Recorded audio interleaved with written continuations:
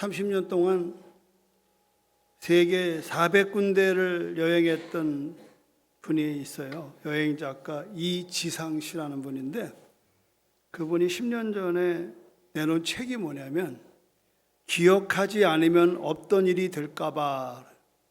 기억하지 않으면 어떤 일이 될까봐. 여러분 그거 아세요? 지금 우리의 모든 예배가, 지난번에 우리 주일날 밤에 성탄 축하 예배나 모든 게 지금 우리 교회 그 유튜브에 3,000개가 들어와 있습니다. 3,000개. 난 새벽에, 오늘도 뭐 좀 새벽에 나가죠. 계속. 그러니까는 기억하지 않으면 없었던 것이 되는 거예요. 근데 이분의 글을 내가 보니까 이런 게 참 재밌게 썼어요. 미래를 바라보며 현재를 살아간다. 하지만 기억이 존재하는 한 과거로부터의 영향을 받을 수밖에 없다. 기억에 따라 삶이 다양한 모습으로 변화된다고 말할 수 있다. 과연 기억이란 인간에게 어떤 의미일까? 과거의 기억을 두고 있는 그대로가 아니라 현재의 내가 불러낸 세계이며 그것은 미래를 열어가는 힘이다. 이 마지막 부분, 우리는 과연 기억이 뭐냐? 있는 그대로가 아니라 현재의 내가 불러낸 세계. 1월 20일 날 토요일 날 여기서 기적의 시작이라고 하는 영화인가요? 하여튼 이승만 대통령의 다큐멘터리 영화를 이곳에서 상영을 합니다. 그 하시는 분들이 연락이 와서, 그래서 내가 이제 관심을 가졌어요. 이승만 대통령에 대해서. 그랬더니 거기 이제 나오는 걸 보니까 대다수 젊은 사람들이 굉장히 오해를 하고 독재자로, 근데 그렇지가 않아요. 그래서 이 영화를 만든 거예요. 그러니까 사실을 바로잡기 위해서. 우리가 선지식, 학교에서 선생님들이 뭐 독재자다 그러면 나 다 독재자가 되어버려요. 그렇지 않아요. 우리나라가요, 일제시대 때부터 우리 국민들의 3분의 2 정도가 사회주의자입니다. 사회주의를 뭔지도 모르고 사회주의를 다, 왜냐하면 일제에 너무 눌려 있어서. 그래서 그 당시 때에 대학쯤 다니면 다 사회주의 책을 한두 권씩 읽었어요. 그러니까 이제 사회주의로 나타난 이제 북한, 김일성, 민주주의로 나타난 이승만, 이 싸움이 벌어진 게 6.25 전쟁 아니에요? 그러니까 그때까지만 해도 제가 어릴 때도 뭐 이주와 뭐 간첩단 사건 뭐 이런 거 다 어릴 때 들었는데, 그것 또한 나도 추억이에요, 보니까. 그러니까 우리 때는 6.25를 경험하지 않았지만, 그러니까는 이 기억이 뭐냐? 인간에게서 어떤 의미가 있냐? 있는 대로가 아니더라고. 현재에 내가 불러낸 세계가 있더라고. 그러니까 무슨 말인가 하면, 우리나라가 이제 공산주의가 뭔지 민주주의가 뭔지도 모르는 때 36년간을 일제시대에 있었으니까, 우왕좌왕하고 있을 때에 전쟁이 나고 공산주의자들이 내려와서 점령을 다 해버려요. 공산주의가 와서 모든 사람은 아니죠. 부자, 기독교인을 전부 다 총살했습니다. 다 뺏어갖고. 전쟁이 끝났습니다. 공산주의가 치가 떨리는 거예요. 이게 우리나라의 역사에 굉장히 새로운 국면이 접어드는 겁니다. 무조건 공산주의는 안 되는 거야.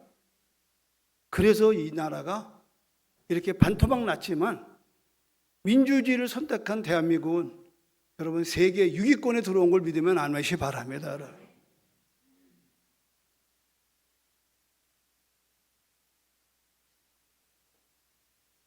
과연 기억이 뭐냐? 있는 대로가 아니더라니까. 팩트가 아니에요. 현재 내가 불러내고자 하는 세계가 있다고. 그것이 미래를 열어가는 힘이다. 우리들도 다 각자의 스토리가 있어. 여러분 다 삶에 부모로부터 할아버지로부터 스토리가 다 있다고. 그 스토리 속에서 그건 팩트예요. 근데 그거를 어떻게 보느냐는 각자 달라요. 이 4.3이 힘든 게 그겁니다. 내 할머니 할아버지가 4.3에 희생당하면은 4.3에 대한 이야기는 다르게 해석되는 거예요. 그리고 이게 바로 역사라고. 우리는 사실만 얘기하라? 아닙니다, 여러분. 그 사실 속에서 있는 대로가 아니라 현재에 내가 불러낸 세계가 있다고. 그것은 미래를 열어가는 힘이다. 이거를 우리가 생각하면서 오늘의 이야기를 좀 풀려고 그래요. 그건 뭐냐면 지금 우리는 사무엘 상하, 원래 사무엘은 한 권이에요. 열왕기 상하. 지금 우리 한 몇 달째 이야기가 오늘 열왕기 하 25장으로 이제 끝을 내요. 새벽 예배 끝을 냈다. 우리는요, 살면서 재미난 이야기 하나 드리고 싶은 거는 파워라인이에요, 파워라인. 파워라인이 뭐냐? 오랫동안의 기억에 남는 말 한마디. 파워라인. 우리 교회 김철종 목사님이 이제 그분 지갑에 파워라인이 갖고 있죠? 다 알죠? 군대 가기 전에 새벽에 제가 이제 기도해 주면서 그냥 이 주보 한귀탱이에다가 써줬어요. 너희는 먼저 그 나라와 그 일을 구하라. 성경이랑 또 하나는 쟁기를 잡은 자는 뒤돌아보지 마라. 그리고 하나님은 김철종 형제를 필요로 하신다. 이걸 그냥 조그만 종이에 메모를 해서 군대 가는 친구에게 전해줬어요.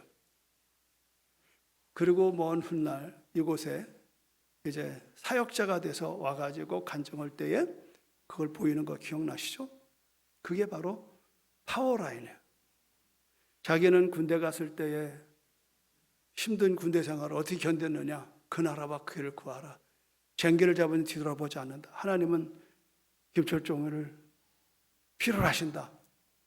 이게 결국은 그는 군을 마치고 통신대학, 한국통신대학을 5년간 졸업을 하고 전북대학교 사회복지대학 대학원을 졸업을 하고 그리고 아주 사회복지에서 굉장히 아주 그 영향력 있는 일을 충청도에서 했어요.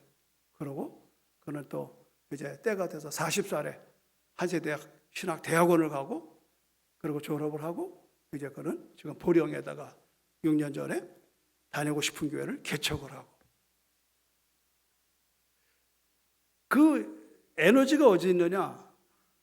바로 우리 김철조 목사님 20살 때 입대를 하러 갈 때에 제가 써준 몇 마디가 오랫동안 기억하는 한마디가 된 거예요. 저는 또 어떻게 생각하느냐? 한국 최초의 여행가가 있어요. 김찬삼, 이름이 좀 어려워. 김찬삼 교수. 아마 저 뒤에 계신 어른들은 다 알 거예요. 이분이 최초로 우리나라에 여권도 안 나올 때 세계를 다녔던 지리 담당하는 교사였는데 자기가 가보지 못한 얘기를 하려니까 답답하더래요. 그래서 그는 내가 밟아본 땅, 경험된 땅을 얘기해야 되겠다. 그래서 지리학자의 차원에서 그런 세계를 다녔죠. 그분이 쓴 책이 있을 때 제가 봤는데 그때 이제 뭐냐면 이분이 1963년도에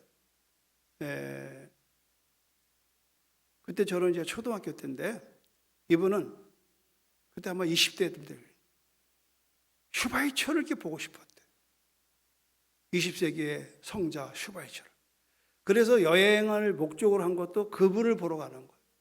그래서 아프리카 콩고 람바네네라는 그 슈바이처 박사의 병원을 찾아가서 보름을 머물면서 이제 봉사하고, 그리고 떠나는 날 슈바이처 박사에게 이런 말을 했대요. 박사님, 한국 사람으로서는 박사님 만난 게 최초인 접니다. 우리 한국 청년들에게, 나 같은 청년들에게 한마디, 정말 기억할 만한 덕담을 한마디 해주세요. 지금 말하면 이제 아까 얘기했던 바로 파워라인을 얘기하는 거예요. 오랫동안 우리 한국 사람, 한국의 청년들에게 줄 얘기를 한마디 해달라. 그때에 이 슈바이처 박사가 한마디 했습니다. 물이 나올 때까지 한 우물만 팔아. 뭐 따라서 청년들만 물이 나올 때까지 한 우물만 팔아. 내가 고등학교 때 이 책을 읽었어요. 라인을 딱 걷어요. 파워라인을 딱 줄쳤어요. 아, 그렇구나. 내가 존경하는 분이 에브라함 링컨, 알버트 슈바이처, 그리고 메가더 장군, 이 세 사람을 어릴 때부터 위인전을 통해서 그분들을 만났고 그분들의 어록을 늘 보고, 제가 한동안은 제 목회실에 슈바이처의 실물 사진, 그림이 아닌, 어릴 때는 그 세 사람의 인물 사진 그려놓은 거 있죠.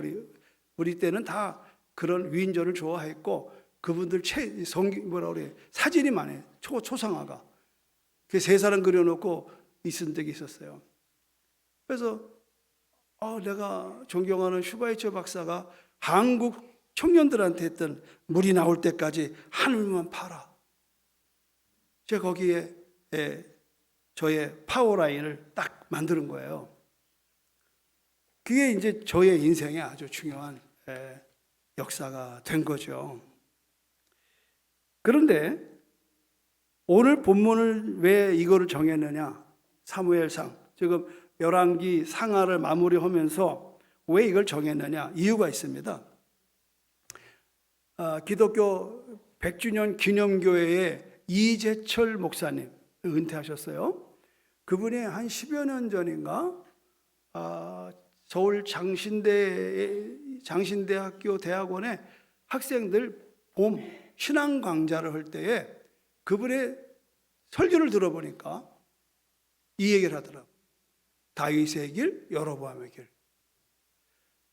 여러분, 이스라엘에는 41명의 왕들이 있습니다. 1대왕, 사울왕, 2대왕, 다윗왕, 3대왕, 솔로몬. 그 후로는 북이스라엘과 남유다가 나눠져 가지고 각각 그들이 19명씩의 왕들이 나타났습니다. 근데 여러분, 지금 우리가 계속 공부해 봤잖아요. 열왕기 상하에 꼭 나오는 게 있습니다. 어느 왕, 좀 왕 얘기하다 못하면 첫 번째 나오는 게 아무개 왕은 다윗의 길을 걸었다. 아무개 왕은 여로보암의 길을 걸었다. 이렇게 얘기를 하는 거예요. 그러니까 여러분, 근 40명, 정확하게 19명, 38명의 왕들의 부류는 두 가지예요. 다윗의 길을 간 선왕이 있고 여로보암의 길을 간 악한 왕이 있어요. 그런데 그 포인트가 뭐냐면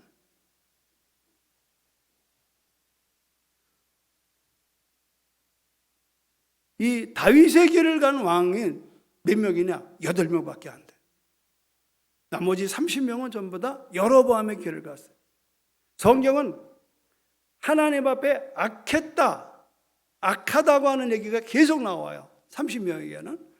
그러나 8명에게는 다윗의 길을 따라 하나님을 사랑했다. 이렇게 나와요. 그래서 내가 연구를 해봤어요. 그러면 도대체 여로보암의 길은 뭔가 이렇게라고 봤더니 한마디로 여로보암의 길은 하나님을 업신여긴 겁니다. 오늘 본문에 있어서 여러분이 나를 존중히 여기는 자를 내가 존중히 여기고 나를 멸시하는 자를 내가 경멸하리라. 이 경멸한다는 말은 뭐냐? 없이 여긴다. 가볍게 여긴다. 이 말. 여러분, 우리 인간관계에 있어서요, 정말 내가 존경하는 분을 오시면은 여러분 아주 좋은 자리에 앉히시고 음식도 제일 먼저 대접하고 그러잖아요. 근데 그거 안 것 없어. 그냥 뭐 내가 먹고 내가 뭐 이렇게 되면은 벌써 앉아있는 어른이요, 하하, 이 친구가 나를 업신여기는구나, 대번에 나오는 겁니다. 여러분. 사람 금방 보면 알아요. 말투를 보면 알아요. 말투. 말을 정중하게 하는 거는 상대방을 존중히 여기는 겁니다. 근데 말이 막 날라가. 반말이야. 말이 반말이야. 그럼 벌써 업신여기는 거예요. 여러분, 다윗의 길은 무엇이고 여로보암의 길은 뭐냐? 한마디로 하나님을 귀히 여기는, 무게를 둔다예요. 이 존중이라는 말은 카바트라예요. 영광. 여러분, 하나님께 영광 그러죠? 그 원뜻은 카바드입니다. 카바드. 카바드는 뭐야? 무게를 실른다, 중히 여긴다, 무겁게 여긴다, 무겁게 여긴다. 그러면 멸시한다, 경멸한다는 말은 칼날이라. 칼날이라는 말은 뭐냐? 가볍게 여긴다, 가볍게 여긴다. 우리가 부부관계가 깨지고 친구관계 깨지고 부모와 자녀관계 깨지는 건 뭐냐면 가볍게 여기는 거예요. 깨지는 이유는.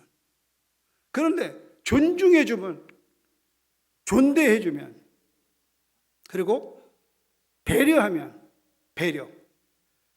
난 오늘 우리 김성용 장로님 정말 좋은 기도했다고 생각해. 영광스럽게 어르신들 장수무강하게 하여 주시옵소서. 이럴 때는 아멘을 하나도 안 하네. 다시 장수무강하게 하여 주시옵소서. 얼마나, 그거 봐요. 벌써 과부신종 과부가 한다고.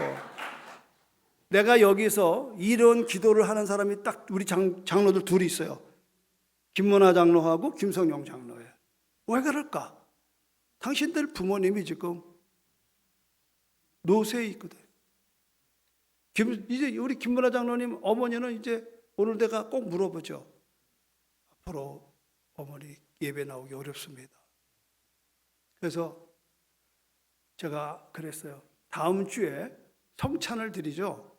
성찬이 끝나고 우리 예배위원장, 그 다음에 나눔과 선교위원장, 이 두 장로님들은 저하고, 제가 그래서 이번에 김철종 목사님이 우리 성찬하는 거, 지난 성찬하는 걸 유튜브로 보고 그런 생각이 들었대요.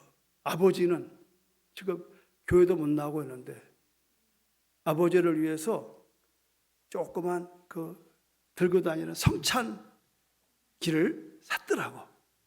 30만 원 주고.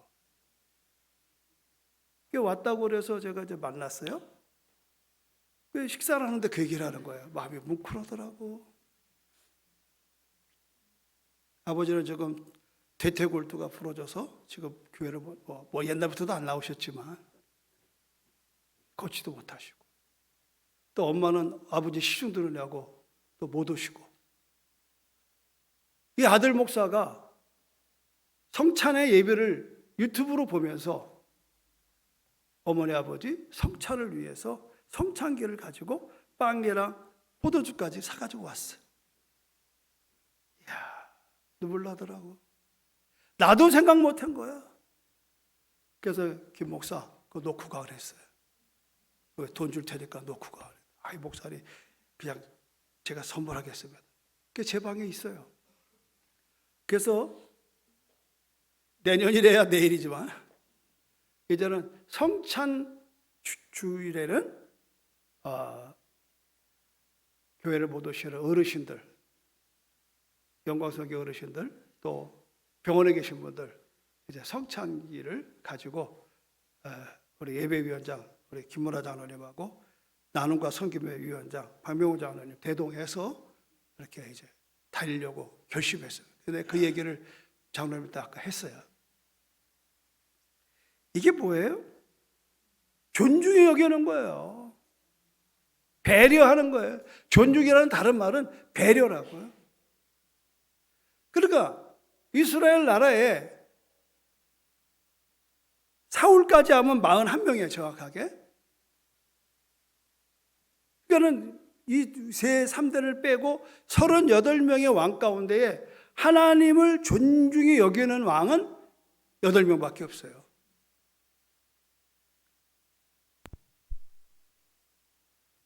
그러니까 하나님이 오늘 사무엘상 2장 30절에 하나님을 귀중하게 여기면 하나님도 나를 귀중하게 여기고, 하나님을 가볍게 여기면, 없이 여기면 하나님도 나를 없이 여긴다 이 말이에요. 오늘 설교 다 끝났어요. 그러면 도대체 다윗의 길은 뭘까? 열왕기상 15장 5절 한번 펴볼까요? 열왕기상 15장 5절. 이제 열왕기로 들어가요. 이제 다 끝났어요. 옛날에 여러분들 다 새벽 예배 때 다 들은 얘기인데 한 번 더 기억하시는 거예요. 15장 5절. 열왕기상 15장 5절 같이 읽겠습니다. 시작.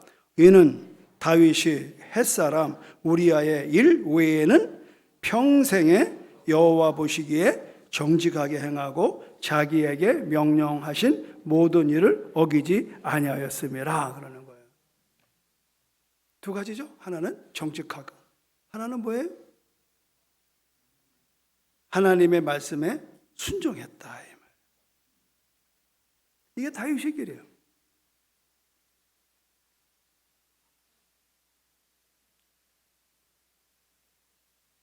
이 순종이 쉽냐고요, 여러분? 쉽지 않아요. 쉽지 않습니다. 그러니까 순종이 안 되니까 결국 우리는 죄 가운데 있는 거예요.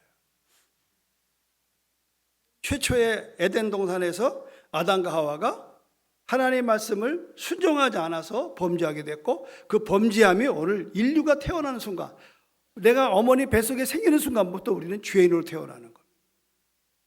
그걸 원죄라고 그래요. 그리고 우리 살아가면서 우리 죄성이 있어요. 죄성. 끊임없는 죄성이 나를 고통스럽게 하는 거예요. 순종이 안 되는 거예요. 원수를 사랑하라, 안 되는 거예요.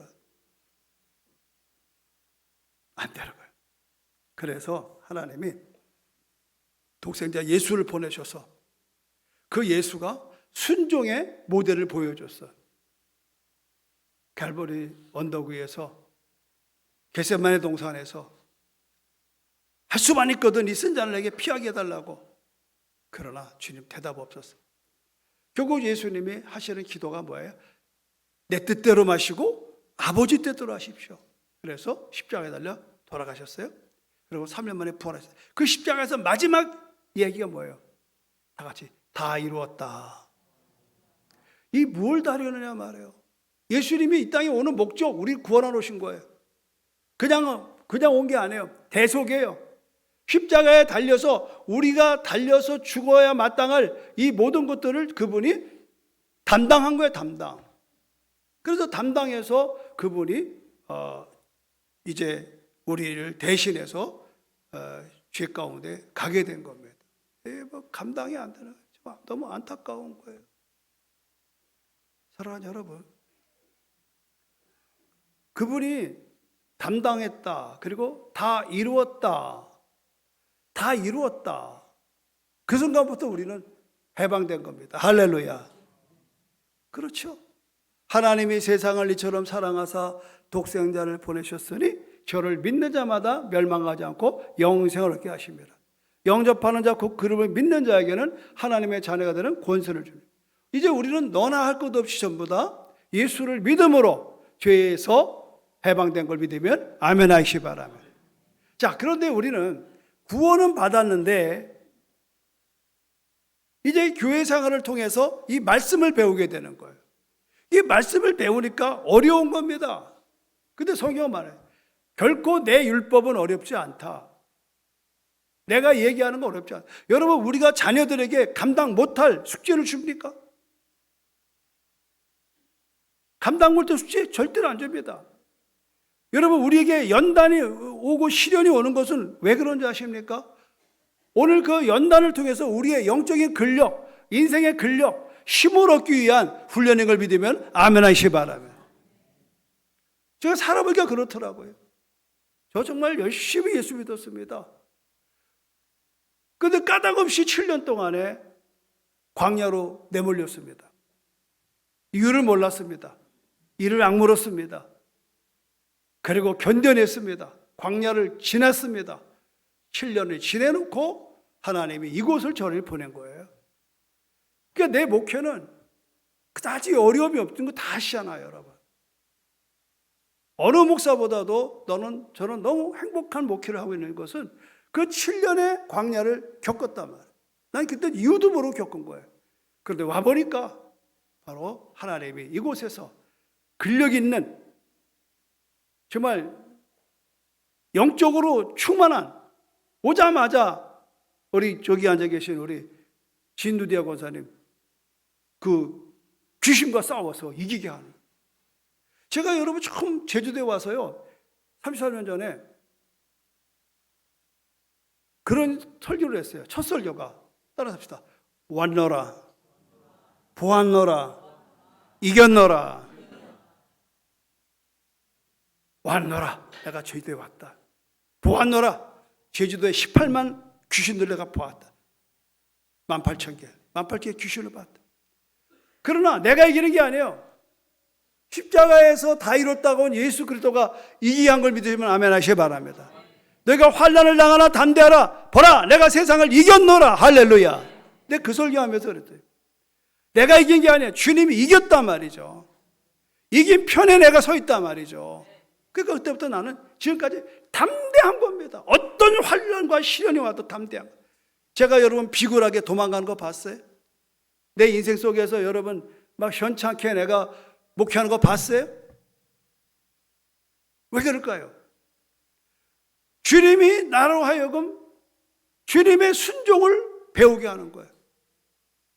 바로 문제는 거기서 새벽마다 주님 앞에 무릎 꿇는 거예요. 주님의 순종 나도 가기 원합니다. 나도 다윗의 길 가기 원합니다. 누가 어디로 가든지 어떤 사람은 여러 범을 갈지라도 나는 다윗의 길을 가겠습니다. 나는 정직하겠습니다. 그리고 하나님 주신 말씀에 명령에 어기지 않겠습니다. 모든 일을 어기지 아니했다. 과연 여러분 그런 자신이 있느냐 이 말이에요. 하나님의 말씀에 순종했느냐 이 말이에요. 다 여러분 내 감정에, 내 어떤 그런 분위기에, 내 경험에. 그래서 여러분 아까 내가 읽었던 게 그거예요. 기록과 기억 사이. 미래를 바라보며 현재를 살아간다. 하지만 기억이 존재하는 한 과거로부터 영향을 받지 않을 수 없다.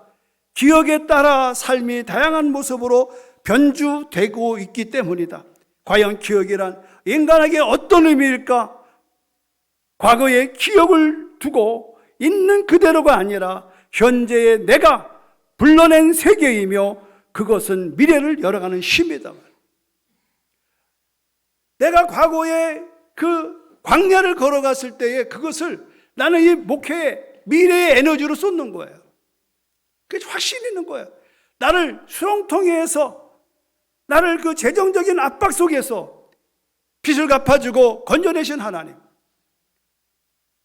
우리의 가족이 암이 걸리고 죽을 병에 걸린 데서 고쳐주신 하나님.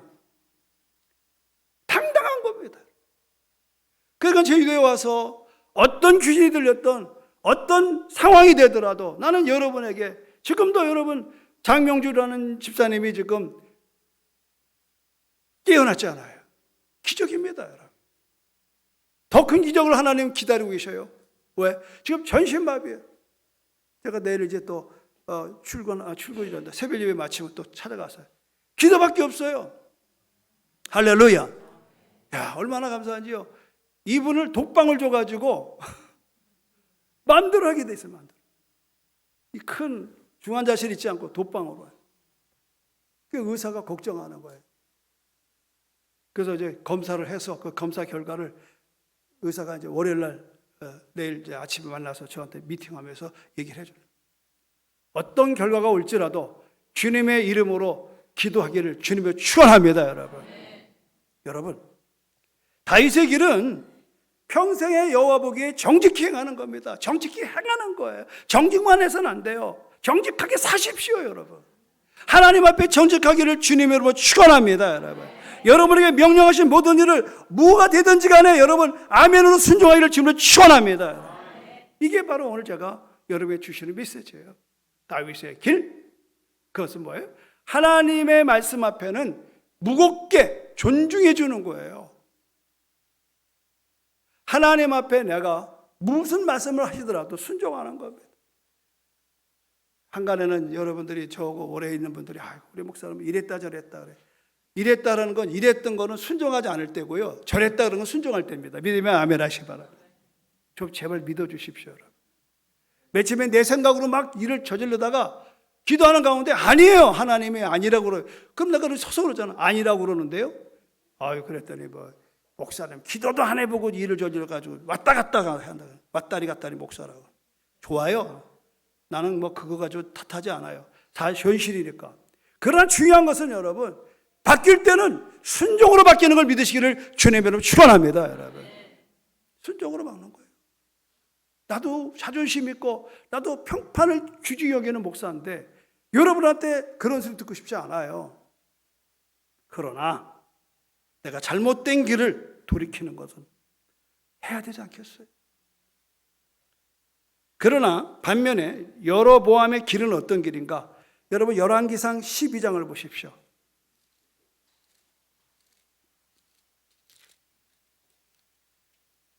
12장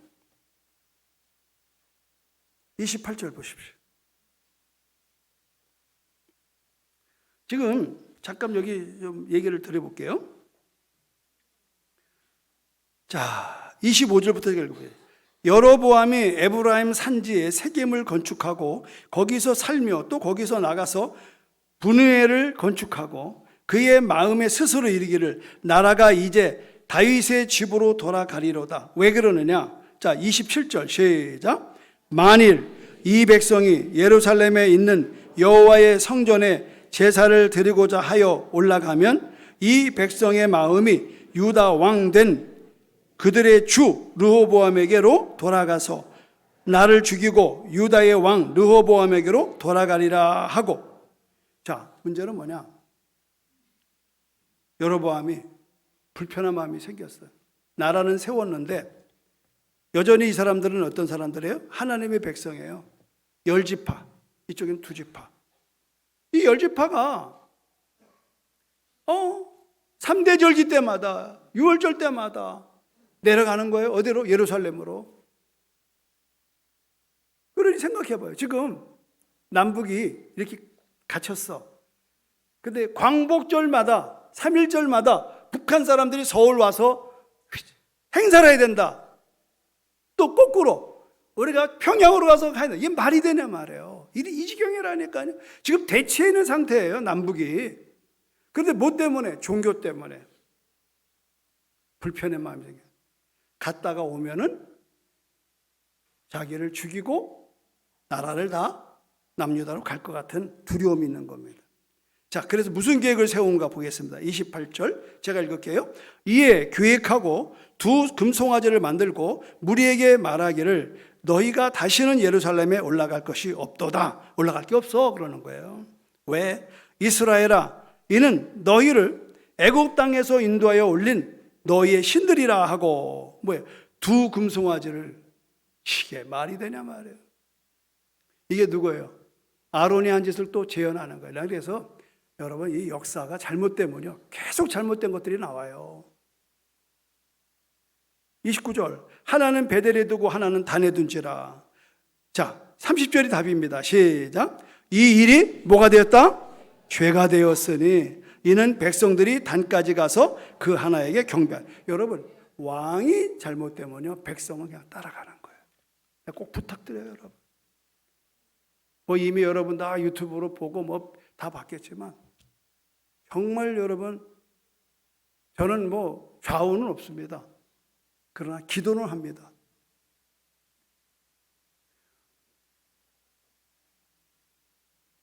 그 나라의 왕을 잘못 세우면 백성이 같이 가는 거예요. 이 일이 죄가 되는 겁니다. 이 일이 죄가 되었으니 이는 왜 죄가 되느냐? 백성들이 단까지 가서 그 하나에게 경배함이라. 예루살렘에서 드려야 될 예배가 임의적으로 자기의 야욕과 자기의 정치적인 수단으로 종교가 이용되고 있다는 거죠. 또 보십시오. 31절. 그가 또 산당들을 짓고, 예배당이 아니라 산당들은 뭐예요? 우상성 미는 데라고요. 레위 자손이 아닌 보통 백성으로 제사장을 삼고, 제사장은 반드시 레위 사람이 돼야 되는데, 이게 보십시오. 제사장을 어떻게 한다고요? 백성들, 보통 사람들로 삼아버리는 거예요. 8째 달 곧 그 달 15째 날에 절기를 정하여 유다의 절기와 비슷하게 한다는 거예요. 비슷하게. 그러니까 6월절을 비슷하게 하는 거예요. 그날을 안 하고. 지금 여러분 이단이 뭐예요? 비슷한 거 아닙니까? 끝이 틀린 거예요. 유사종교라고 그래요. 유사종교. 여기 오늘 강대한 왔나요? 강대한. 너구나. 일어나는. 제가 학생 때 우리 교회 나오고 멀리 갔더니 했다가 이번에 생방송 그게 딱 걸려들어서 옆에 계신 우리 강 권사님이 올려가지고 우리 청년 담당하는 전사님 몇 번 가서 오늘 박수 한번 하겠습니다. 앉아. 지금 네 얘기 하려고 그래요. 대학 때 서울 가가지고 신천지에 걸려들었어요. 근데 저 친구 얘기는 뭐냐? 제주스 목에 학생 때 들은 얘기야, 들은 얘기. 이건 아니지. 얼른 전화기를 차단해버렸다. 그리고 몇 년이 흘러서 지금 여기 와 있다. 이거 뭐라 그래? 유사종교예요. 유사종교. 지금 세상에 얼마나 그런 게 많은지 몰라요. 비슷한 거예요. 비슷하다는 건 뭐예요? 유사하다 그러는 거예요. 한문으로. 자, 그리고 베델에서 그와 같이 행하여 그가 만든 송아지에게 제사를 드렸으니 그가 세운 신당의 제사장들을 베델에서 세우다. 두 군데에 세우는 거예요. 남쪽과 북쪽에. 더 기가 막힌 거는 33절에 여러분 줄쳐야 될 게 하나 있어요. 그가 자기 마음대로 정한 날. 그가 자기 마음대로. 여러분 신앙생활은 내 마음대로 하는 거 아닙니다, 여러분. 지금 굉장히 위험한 게 뭐냐면 내 마음대로야, 내 마음대로. 우리 자녀들한테 뭐 얘기하면은 싫어. 왜 싫어? 내 마음이야. 부모도 꼼짝 못해. 야, 오늘 교회 가야지. 싫어. 왜 싫어? 내 마음이야. 내 마음은 죄입니다, 여러분. 아멘. 애들만 그런 게 아니에요. 우리도 마찬가지예요. 주님을 섬기면서 타당치도 않은 자기의 마음을 가지고 진리인 양 착각하는 사람이 많다. 내가 경험된 그런 어떤 신앙생활을 가지고 다 그렇게 보는 거예요. 그러면 안 돼요, 여러분. 오늘 여러분 지금 솔로몬의 길은 뭐냐? 내 마음대로 길입니다. 내 마음대로. 아멘입니까? 다윗은 주님 뜻대로고, 그러니까 주님 뜻대로 사는 사람은 다윗의 길을 가는 거고, 내 마음대로 가는 사람은 여로보암의 길을 가는 거예요. 오늘 설교 끝입니다. 주님 뜻대로 살기로 했네. 주님 뜻대로 살기로 했네. 주님 뜻대로 살기로 했네. 뒤돌아서지 않게. 이 세상 사람 날 몰라줘도, 이 세상 사람 날 몰라줘도, 이 세상 사람 날 몰라줘도, 이 세상 사람 날 몰라줘도 뒤돌아서지 않겠네. 아멘입니까? 오늘 여러분 열왕기 상하를 마감하면서 결론은 뭐예요? 주님 뜻대로 살자는 거예요. 여로보암에 간 사람은 다 망했어. 다윗의 길을 간 사람은 다 하나님이 축복받았어. 신앙은 말이 아니라 행동이에요. 정직하게 사십시오. 그리고 여러분, 우리는 하나님이 무슨 말씀을 하든 순종하십시오. 무리변에 포도주 만든 건 물론 주님이 하셨지만 물도온 하인들에게 마리아는 말합니다. 우리 예수님이 무슨 말씀을 하시든지 그대로 행하십시오. 영문도 모르고 술이 필요한 곳에 발 닦는 결례통 항아리에다가 물을 가득히 채웠어. 그리고 예수님 말씀을 이 물을 갖다 주어라. 아니 저기서 술이 필요한데 포도주가 필요한데 이거 갖다 주면 우리 매 맞습니다. 욕 먹습니다. 말 한마디 한 사람도 없어요. 갖다 줬어요. 그 순종이 물이 변하여 포도주가 된 걸 믿으시기를 주님의 이름으로 축원합니다. 여러분의 생애가 이렇게 복받고 사는 것은 다 여러분이 말씀에 순종하기 때문에 여겨져. 그래서 우리 교회 오는 사람마다 다 형통한 복을 받는 이유가 그겁니다. 그러나 개중에는 안 되는 건 왜 그래요? 정확하게 내가 말씀을 드려요. 여로보암의 길을 가는 거예요. 내 맘대로의 신앙, 내 맘대로의 신앙. 알량한 자기가 주인이야. 그 신앙생활은 뭐예요? 주인 바꾸기예요. 나는 오늘 이제 조금 있으면 또 우리가 송구영신 예배 새해를 맞이하는 예배를 자정에 드릴 터인데 여러분이 이 한나절 여러분 좀 자성 좀 하시고 성찰도 해보시고 나는 지금 다윗의 길을 가는 인생인지 여로보암이 가는 인생인지 여러분이 알아요. 여러분 아까 읽었던 거 한 가지만 더 읽고 마칠까요? 사무엘상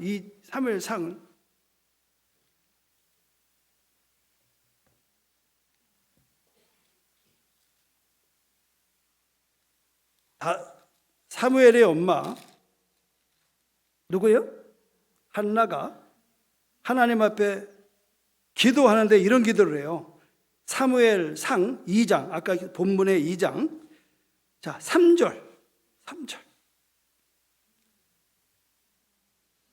자 2절 3절 할까요? 2절 3절 시작. 여호와 같이 거룩하신 이가 없으시니 이는 주밖에 다른 이가 없고 우리 하나님 같은 반석도 없으십니다. 쉼이 교만한 말을 다시 하지 말 것이며 오만한 말을 너희 입에서 내지 말지어다. 자, 그 다음에 잘 들으세요. 시작. 여호와는 지식의 하나님이라 행동을 달아보시느니라. 행동을 달아보시느니라. 근수를 대는. 이제 명절 되면은 이제 여러분 묵국에 소고기 들어가잖아요. 여러분 정육점에 가면 고기 살 때 근 달죠? 근을 달아요. 우리 신앙도 마찬가지예요. 하나님 앞에서 우리는 날마다 하나님이 우리 행동을 달아보신다. 행동을 달아봐요. 남 보지 마세요. 우리 참 고기 줄 때 말이죠.